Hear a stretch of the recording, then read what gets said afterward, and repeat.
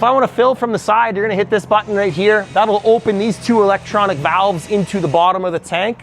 Now I can either suck in with the sprayer pump, or you could pump on through the side, okay?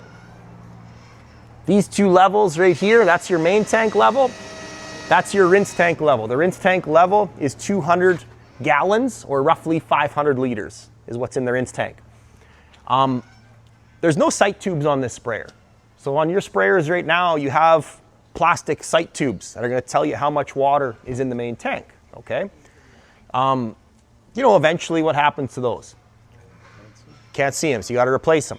On the case, you're going to have a digital sensor to tell you how much is filling inside there, but it's not a float inside the tank. It'll be a flow meter on your front fill, right? The problem with that flow meter, it's only rated at 130 gallons per minute, right? And it's got a different cal factor depending on what product you're putting through it, whether it's liquid fertilizer or whether it's chemical, right? So you got to be careful on that.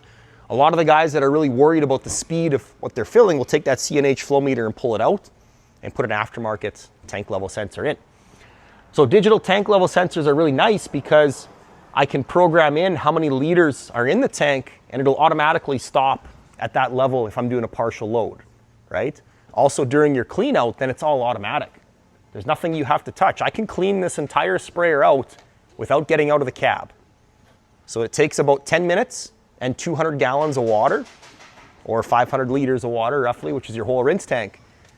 But I don't walk out here and I don't open my filters up. I don't play with anything out here. The reason being is these filters all recirculate and clean themselves.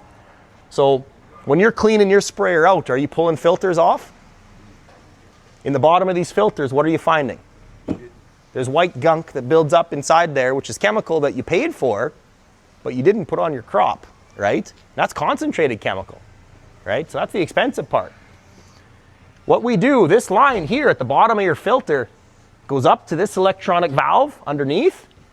Every time you get to a headland, this sprayer will open that valve up. All your nozzles on the boom will turn off.